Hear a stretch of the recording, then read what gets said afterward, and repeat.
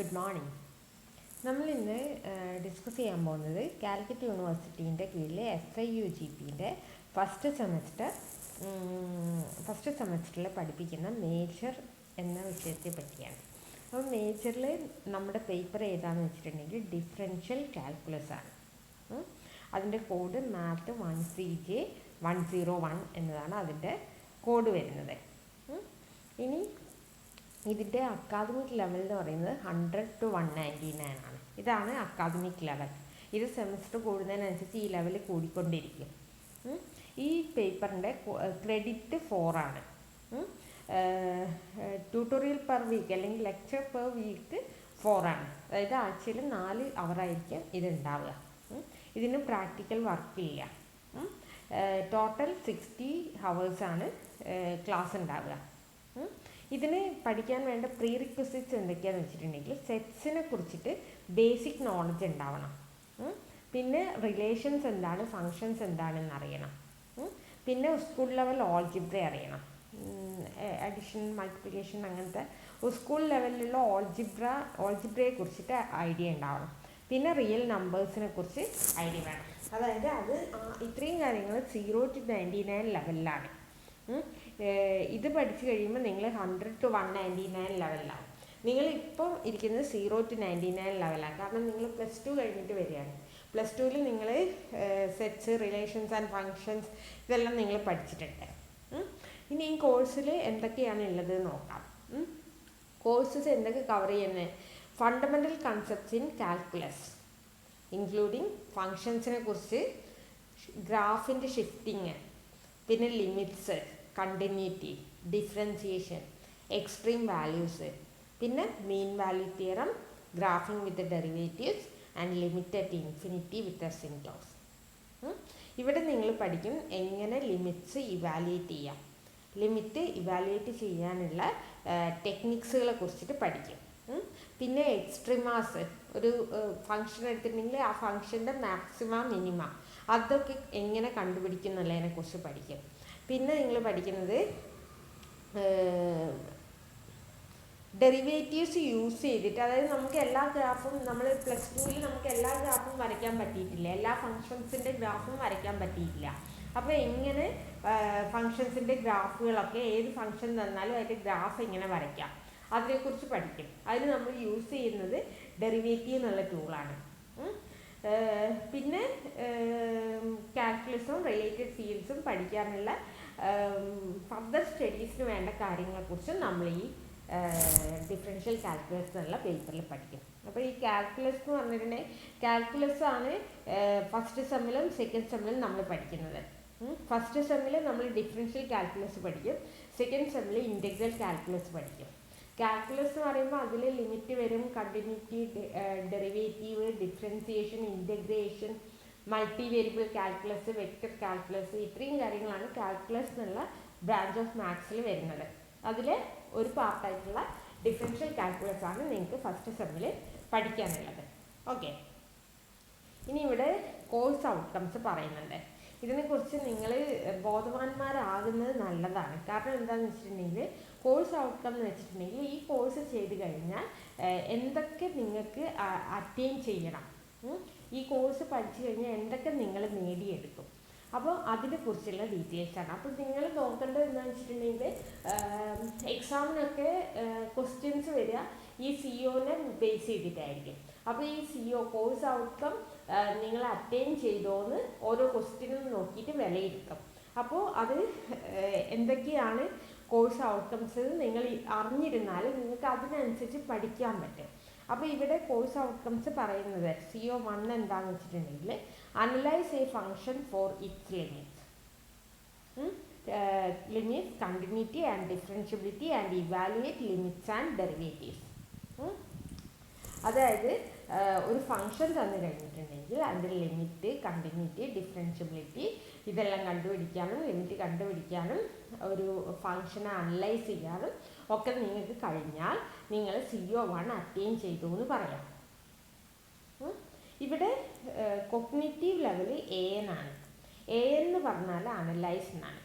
അതായത് ഒരു ഫംഗ്ഷൻ കിട്ടിക്കഴിഞ്ഞാൽ ആ ഫംഗ്ഷനെ അനലൈസ് ചെയ്തിട്ട് അതിൻ്റെ ലിമിറ്റിനെ പറ്റിയിട്ടും കണ്ടിന്യൂറ്റിനെ പറ്റിയിട്ടും ഡിഫറൻഷ്യബിലിറ്റിനെ പറ്റിയിട്ടും ഒക്കെ നിങ്ങൾക്ക് പറയാൻ കഴിഞ്ഞാൽ നിങ്ങൾ ഈ കോഗ്നിറ്റീവ് ലെവലിലെത്തി. അതായത് അനാലിസിസ് എന്ന് പറയുന്ന അനലൈസ് എന്ന് പറയുന്ന കോഗ്നിറ്റീവ് ലെവലിൽ എത്തി.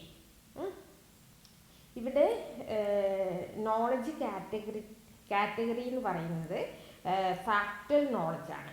ഫാക്ച്വൽ നോളജ് പറഞ്ഞാൽ ഫാക്ട് മനസ്സിലാക്കുക, അത്രയേ ഉള്ളൂ. Evaluation tools used internal exam, assignment, seminar, viva, end sem exam. ഇത് CO1 അറ്റൈൻ ചെയ്തോ എന്ന് നോക്കാൻ വേണ്ടിയിട്ട്. ഇതൊന്നും നിങ്ങളല്ല കേട്ടോ ചെയ്യേണ്ടത്. നിങ്ങൾക്ക് ഞാനിത് പറഞ്ഞു തരുന്നത് എന്തിനാണെന്ന് വെച്ചിട്ടുണ്ടെങ്കിൽ നിങ്ങൾ ഓരോന്നും പഠിച്ചു കഴിയുമ്പോൾ, അതായത് ലിമിറ്റ് പഠിച്ചു കഴിഞ്ഞാൽ നിങ്ങൾ നോക്കുക, ഈ സെക്ഷൻസൊക്കെ പഠിച്ചു കഴിഞ്ഞാൽ നിങ്ങൾ നോക്കുക നിങ്ങൾക്ക് സ്വന്തമായിട്ട് ഫങ്ഷൻസ് അനലൈസ് ചെയ്യാൻ പറ്റുന്നുണ്ടോ. ഫങ്ഷൻസ് അനലൈസ് ചെയ്തിട്ട് ലിമിറ്റ് കണ്ടുപിടിക്കാനും ഡെറിവേറ്റീവ് കണ്ടുപിടിക്കാനും അതിൻ്റെ ഗ്രാഫ് വരയ്ക്കാനും അങ്ങനത്തെ കാര്യങ്ങൾ എക്സ്ട്രീമാസ് കണ്ടുപിടിക്കാനും ഒക്കെ നിങ്ങൾക്ക് പറ്റുന്നുണ്ടോ എന്ന് ട്രൈ ചെയ്ത് നോക്കുക. അപ്പോൾ അത് ചെയ്യാൻ പറ്റിയാൽ നിങ്ങൾ CO1 അറ്റൈൻ ചെയ്തു എന്നാണ് അതിൻ്റെ മീനിങ്. ഇത് അറ്റൈൻ ചെയ്തോ നമ്മൾ നോക്കുക എക്സാംസ് നടത്തിയിട്ടായിരിക്കും. എക്സാംസോ അസൈൻമെൻറ്റ്സോ അല്ലെങ്കിൽ സെമിനാർ എടുപ്പിക്കും നിങ്ങളെ കൊണ്ട്, അല്ലെങ്കിൽ വൈവ ചോദിക്കും, അല്ലെങ്കിൽ എൻസം എക്സാം നടത്തും. ഇങ്ങനെ ചെയ്തിട്ടാണ് നമ്മളിത് വെരിഫൈ ചെയ്യുക.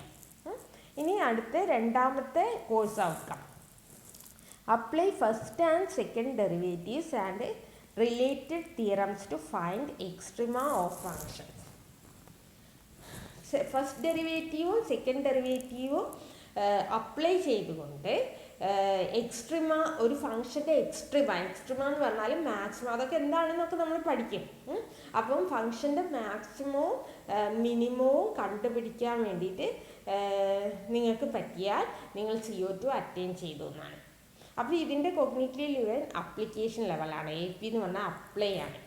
അപ്പോൾ നിങ്ങളെ അപ്ലൈ ചെയ്യാൻ പഠിച്ചു. ഫസ്റ്റ് സെക്കൻഡ് ഡെറിവേറ്റീവ് ഉപയോഗിച്ചിട്ട് എക്സ്ട്രീമ കാണാൻ നിങ്ങൾക്ക് കഴിഞ്ഞാൽ നിങ്ങൾ പഠിച്ച കാര്യം അപ്ലൈ ചെയ്യാൻ നിങ്ങൾ പഠിച്ചു. ഇനി നേരത്തെ പോലെ ഇതൊന്നും പിന്നെ അത്ര ഇമ്പോർട്ടൻ്റ് അല്ല.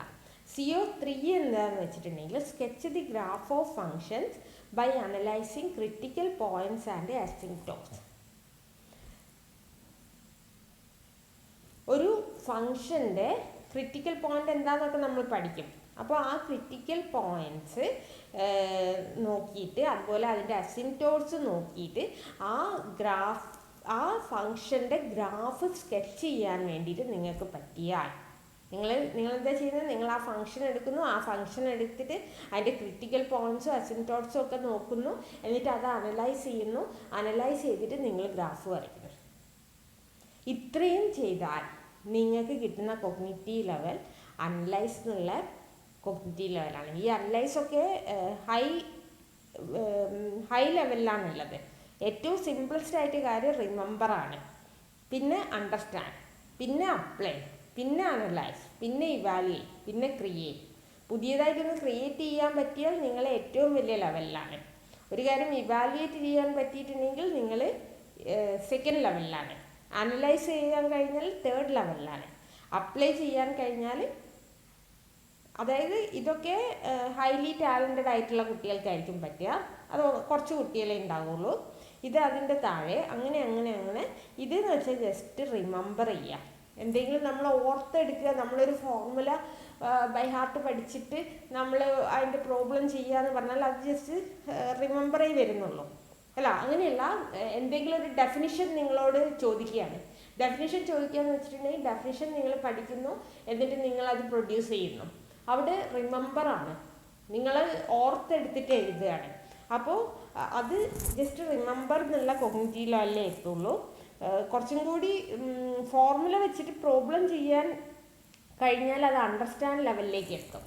അങ്ങനെ ഓരോ ലെവൽസ് ഉണ്ട്. അപ്പോൾ ഇതൊന്നും കേട്ട് നിങ്ങൾ പേടിക്കണ്ട കേട്ടോ. നിങ്ങൾക്കൊരു ധാരണ കിട്ടാൻ വേണ്ടിയിട്ട് ഞാൻ ഒരു വീഡിയോ ചെയ്തതേ ഉള്ളൂ, ഇങ്ങനെയാണ് കാര്യങ്ങൾ പോകുന്നതെന്ന് മനസ്സിലാക്കാൻ വേണ്ടിയിട്ട്. അപ്പോൾ ഈ പേപ്പർ പഠിച്ചു കഴിഞ്ഞാൽ നിങ്ങൾ ഈ 3 കോഴ്സ് ഔട്ട്കംസ് അറ്റൈൻ ചെയ്യണം. അത് ചെയ്തിരിക്കണം, എന്നാൽ നിങ്ങൾ വിജയിച്ചു എന്ന് പറയാം. ഓക്കെ. ഇനി നമുക്ക് സിലബസ് ഒന്ന് ഡീറ്റെയിൽഡ് ആയിട്ട് നോക്കാം. നമ്മളെ ടെക്സ്റ്റിൻ്റെ പേര് ഇതാണ്, കാൽക്കുലസ് ആൻഡ് അനലറ്റിക് ജോമെട്രി. കുറേ എഡിഷൻ ഉണ്ടാവും, അതിൽ നമ്മളത് 9th എഡിഷൻ ആണ്. ഓതേഴ്സിൻ്റെ പേര് ജോർജ് ബി തോമസ് ജൂനിയറും Ross L Finney. Thomas and Finney text book എന്നാണ് പറയുക. ഇനി അതിൻ്റെ കണ്ടൻസ് നോക്കാം. നമുക്ക് 4 മൊഡ്യൂൾസ് ആണുള്ളത് ടോട്ടല്. 4 മൊഡ്യൂൾസിൽ എക്സ്റ്റേണലിൻ്റെ മാർക്ക് 70 ആണ്. 70 ആണ് എക്സ്റ്റേണലിൻ്റെ മാർക്ക്. ഹവേഴ്സ് വരുന്നത് 48 + 12, അതായത് 60 ഹവേഴ്സ് ഉണ്ടാകും. അതിൽ ഫസ്റ്റ് മൊഡ്യൂളിന് 12 ഹവേഴ്സ്, സെക്കൻഡ് മൊഡ്യൂളിന് 15 ഹവേഴ്സ്, തേർഡിന് 11 ഹവേഴ്സ്, ഫോർത്തിന് 10 ഹവേഴ്സ്. പിന്നെ ഇതാണ് ഞാൻ ക്ലാസ്സിൽ പറഞ്ഞ ഓപ്പൺ എൻഡഡ്. ഓപ്പൺ എൻഡഡ് എന്ന് പറയുമ്പം ഇത് എക്സാമിന് ചോദിക്കില്ല, എക്സ്റ്റേണൽ എക്സാമിന് ചോദിക്കില്ല, പക്ഷേ ഇൻറ്റേർണൽ എക്സാമിന് ചോദിക്കും. അപ്പോൾ ഇത് ടീച്ചർക്ക് വേണമെങ്കിൽ പഠിപ്പിച്ചു തരാം, അല്ലെങ്കിൽ നിങ്ങൾക്ക് സെൽഫ് സ്റ്റഡി നടത്താം, അല്ലെങ്കിൽ നിങ്ങൾക്ക് എന്തെങ്കിലും സെമിനാർസ് പോലെ എടുക്കാം. അങ്ങനെ എന്ത് വേണമെങ്കിലും ചെയ്യാം. ടീച്ചർക്ക് വേണമെങ്കിൽ പഠിപ്പിച്ചു തരാം, ടീച്ചറുടെ ഇഷ്ടത്തിനനുസരിച്ചിട്ട്. ഇതിൽ ഓപ്പൺ എൻഡഡിൽ സിലബസ് വേണമെങ്കിൽ ടീച്ചർക്ക് തന്നെ തീരുമാനിക്കാം. ഈ കാര്യങ്ങൾ ഒക്കെ വേണമെന്നൊന്നുമില്ല. ഇതല്ലാതെ അഡീഷണലായിട്ട് ടീച്ചർക്ക് എന്തെങ്കിലും പഠിപ്പിക്കണമെന്നുണ്ടെങ്കിൽ അതും പഠിപ്പിക്കാം. അത് വെച്ചിട്ട് ഇൻറ്റേർണൽ വൈവ നടത്താം, ഇൻറ്റേർണൽ എക്സാംസ് നടത്താം. എന്നിട്ട് അത് വെച്ചിട്ട് ഇൻറ്റേർണൽ മാർക്ക് കൊടുക്കാം. അതാണ് ഈ ഓപ്പൺ എൻഡഡ് എന്നുള്ളതുകൊണ്ട് ഉദ്ദേശിക്കുന്നത്. ഇനി മൊഡ്യൂൾ 1 ഫങ്ഷൻസിനെ കുറിച്ചാണ് പറയുന്നത്. അപ്പോൾ അത് സെക്ഷൻ 3 വരുന്നത്. അപ്പം നിങ്ങൾ ടെക്സ്റ്റ് എടുക്കുക. നിങ്ങളെ ടെക്സ്റ്റിൽ സെക്ഷൻ 3 വരുന്നുണ്ടാവും. സെക്ഷൻ 3 ഫങ്ഷൻസ്, ആ സെക്ഷൻസ് കംപ്ലീറ്റ് ഉണ്ടാകും. പിന്നെ സെക്ഷൻ 4 സെക്ഷൻ 4 ഷിഫ്റ്റിംഗ് ഓഫ് ഗ്രാഫാണ്. പിന്നെ അത് കഴിഞ്ഞിട്ടുണ്ടെങ്കിൽ section 1.1, section 1.1 rate of change and limits of functions of value onwards. പിന്നെ സെക്ഷൻ 1.2 ഉണ്ട്, റൂൾസ് ഫോർ ഫൈൻഡിങ് ലിമിറ്റ്സ് കണ്ടുപിടിക്കാനുള്ള റൂൾസ് എന്തൊക്കെയാണെന്ന്. ഇവിടെ ഈ കാര്യം ശ്രദ്ധിക്കണം, topics up two and including example 3. Example 3 വരെയാണ് സെക്ഷൻ 1.2 പിന്നെ ഇതിങ്ങനെ ഓരോ പാർട്ടായിട്ടാണ് തിരിച്ചത്. 1, 2, 3 അങ്ങനെ സെക്ഷൻസ് ആയിട്ടാണ് തിരിച്ചത്. അതെന്തിനാന്ന് വെച്ചിട്ടുണ്ടെങ്കിൽ അതിനനുസരിച്ചിട്ട് ഓരോ പാർട്ടും കവർ ചെയ്തുകൊണ്ട് ക്വസ്റ്റ്യൻ വേണം. അതിന് വേണ്ടിയിട്ടാണ് ഇതിങ്ങനെ ബ്രേക്ക് ചെയ്ത് വെച്ചിരിക്കുന്നത്. ഇവിടെ ടോട്ടല് 22 സെക്ഷൻസ് ഉണ്ട്. 22 സെക്ഷൻസ് ആയിട്ടാണ് ഇത് തിരിച്ചിരിക്കുന്നത്. അപ്പോൾ ഓരോ സെക്ഷനും ക്വസ്റ്റ്യൻസ് ഉണ്ടാകും. ഇവിടെ സെക്ഷൻ 1.2 ഇതിന് ശേഷമുള്ളത് മുഴുവൻ അതായത് സെക്ഷൻ 1.2 ഫുൾ ഉണ്ട്. അതിൽ ഇത് എക്സാമ്പിൾ 3 വരെ 4 എന്നുള്ള കാറ്റഗറിയിലാണ് വരുത്തിയിരിക്കുന്നത്. പിന്നെ 5 അതിൻ്റെ ബാക്കി. പിന്നെ 6 വരുന്നത് extension of the limit concept. അത് കഴിഞ്ഞ് മൊഡ്യൂൾ 2 സെക്ഷൻ 1.5 അത് കണ്ടിന്യൂറ്റിനെ കുറിച്ചാണ്. പിന്നെ വരുന്നത് നമ്മൾ നേരെ ഡെറിവേറ്റീവിലേക്ക് ചാടുകയാണ്. സെക്ഷൻ 2.1 അതിൽ ഡെറിവേറ്റീവ് ഓഫ് ഒരു ഫംഗ്ഷൻ്റെ ഡെറിവേറ്റീവാണ്. പിന്നെ സെക്ഷൻ 2.2 ഡിഫറൻസിയേഷൻ റൂൾസിനെ കുറിച്ച് പഠിക്കും. സെക്ഷൻ 2.3 റേറ്റ് ഓഫ് ചേഞ്ചിനെ പറ്റി പഠിക്കും. സെക്ഷൻ 2.5 ആണുള്ളത്, അതിൽ 2.4 ഇല്ല, അത് ശ്രദ്ധിക്കണം. 2.5 ചെയിൻ റൂൾ ആണുള്ളത്.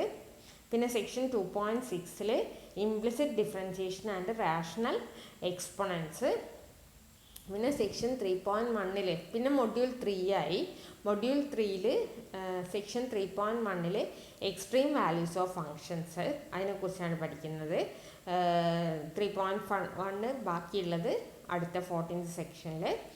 പിന്നെ മീൻ വാല്യൂ തിയറം 3.2. ബാക്കി മീൻ വാല്യൂ തിയറത്തിൽ increasing function and decreasing function. പിന്നെ ഫസ്റ്റ് ഡെറിവേറ്റീവ് ടെസ്റ്റ്. പിന്നെ graphing with y dash and y double dash. അതിൻ്റെ ബാക്കി ഇവിടെ second derivative test for local extreme values. പിന്നെ ഇവിടെ limits as x tends to ±∞. അതിൽ അസിംപ്റ്റോട്സിനെ കുറിച്ച് പഠിക്കും, ഡോമിനൻറ്റ് ടേംസിനെ കുറിച്ച് പഠിക്കും. പിന്നെ section 3.5 limit as x tends to ±∞. അവിടെ topics from horizontal asymptote, vertical asymptote ഇതിനെക്കുറിച്ച് പഠിക്കും. പിന്നെ അസിംപ്റ്റോട്സും ഡോമിനൻറ്റ് ടേമും ഉപയോഗിച്ചിട്ട് എങ്ങനെ ഗ്രാഫ് ചെയ്യാം, എങ്ങനെ ഗ്രാഫ് വരയ്ക്കാം എന്നുള്ളതിനെക്കുറിച്ച് പഠിക്കും. പിന്നീട് വരുന്നത് ഓപ്പൺ എൻഡഡ് ആണ്. ഓപ്പൺ എൻഡഡിൽ ഇവർ സജസ്റ്റ് ചെയ്യുന്നത് ട്രിഗ്നോമെട്രിക് ഫങ്ഷൻസിനെ കുറിച്ച്, tangent values and formal definition of limits. Formal definition of limits നിങ്ങൾ +2 പഠിച്ചിട്ടുണ്ടാകും, ക്ലാസ്സിൽ എടുത്തിട്ടുണ്ടോ എന്ന് എനിക്കറിയില്ല. അതിനെക്കുറിച്ച് വേണമെന്നുണ്ടെങ്കിൽ നമുക്കിവിടെ പഠിക്കാം. കാരണം ലിമിറ്റ് നിങ്ങൾ ഭാവിയിൽ നിങ്ങൾ ഫോർത്ത് ഇയറിലേക്കൊക്കെ പോകുന്നുണ്ടെങ്കിൽ ലിമിറ്റ്സിനെ കുറിച്ചൊക്കെ നല്ല ധാരണ ഉണ്ടാകുന്നത് നല്ലതായിരിക്കും. അപ്പോൾ അതിനെക്കുറിച്ചൊക്കെ പഠിക്കാം. അതുപോലെ തന്നെ ട്രിഗ്നോമെട്രിക് ഫങ്ഷൻസിൻ്റെ ഡെറിവേറ്റീവിനെ കുറിച്ച് പഠിക്കാം. പിന്നെ power rule of differentiation, optimisation, linearisation, differentials. പിന്നെ ടീച്ചർക്ക് താല്പര്യമുള്ള വേറെ ഏതെങ്കിലും ഏരിയാസ് ഉണ്ടെങ്കിൽ അതും പഠിക്കാം. ഇത്രയും കാര്യങ്ങളാണ് നമുക്കുള്ളത്. ഇവിടെ റെഫറൻസിന് ഇത്രയും ടെക്സ്റ്റുകൾ അവർ പറയുന്നുണ്ട്. ആൻഡൻ്റെ കാൽക്കുലസ് ഉണ്ട്, ക്രേസിഗിൻ്റെ അഡ്വാൻസ് എഞ്ചിനീയറിംഗ് മാത്തമാറ്റിക്സ് ഉണ്ട്, സൂറ്റിറ്റാൻ്റെ കാൽക്കുലസ് ഉണ്ട്. ഇതൊക്കെ വേണമെങ്കിൽ നിങ്ങൾക്ക് റെഫർ ചെയ്യാം. ഇതൊക്കെ നല്ല ടെക്സ്റ്റുകളാണ്. അപ്പോൾ ഇതിൻ്റെയൊക്കെ PDF-ഉം ചിലതിൻ്റെയൊക്കെ PDF അവൈലബിൾ ആണ്. അപ്പോൾ അത് PDF വേണമെന്നുണ്ടെങ്കിൽ ഞാൻ നിങ്ങൾക്ക് സെൻഡ് ചെയ്ത് തരുന്നുണ്ട്. ഇവിടെ optional topics are exempted for end semester examination. Star ഇട്ടതൊന്നും എൻ സെമസ്റ്റർ എക്സാമിനേഷന് ഉണ്ടാവില്ല. അപ്പോൾ ഇവിടെ സ്റ്റാർ ഇട്ടത് ഓപ്പൺ എൻഡഡ് ആണ്. അത് ഓപ്പൺ എൻഡഡ് ക്വസ്റ്റ്യൻസ് ഒന്നും എൻ സെമസ്റ്റർ എക്സാമിന് ഉണ്ടാവില്ല. 70 external marks are distributed over the first 4 modules, subjected to a minimum of 50 marks from each module. ഓരോ മൊഡ്യൂളും ആകെ 4 മൊഡ്യൂളുണ്ട്.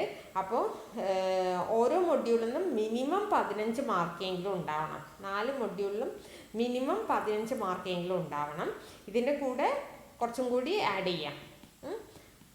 മിനിമം എന്തായാലും 15 ഉണ്ടാവണം. അപ്പോൾ ഒരു മൊഡ്യൂൾ മാത്രം കവർ ചെയ്ത ഒരാൾക്ക് 15 മാർക്ക് എന്തായാലും കിട്ടുന്ന ഉറപ്പാണ്.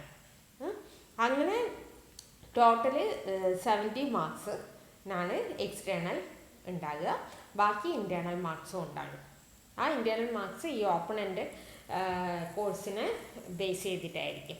ഓപ്പൺ എൻഡഡിൽ നമ്മൾ എന്തൊക്കെ പഠിപ്പിക്കുന്നു അതിൽ നടത്തിയ എക്സാം ആയിക്കോട്ടെ, വൈവി ആയിക്കോട്ടെ, എന്ത് വെച്ചിട്ടാണെങ്കിൽ അത് വെച്ചിട്ടാണ് നമ്മൾ മാർക്കിടുന്നത്. ഇപ്രാവശ്യം അറ്റൻഡൻസിന് മാർക്കില്ല. ഓക്കെ, അപ്പോൾ അടുത്ത വീഡിയോയിൽ നമ്മളെ ഫങ്ഷൻസിനെ കുറിച്ച് നമുക്ക് പഠിച്ചു തുടങ്ങാം. ഓക്കെ, ഒരു കാര്യം കൂടി പറയാനുണ്ട്. അല്ലെങ്കിൽ വേണ്ട.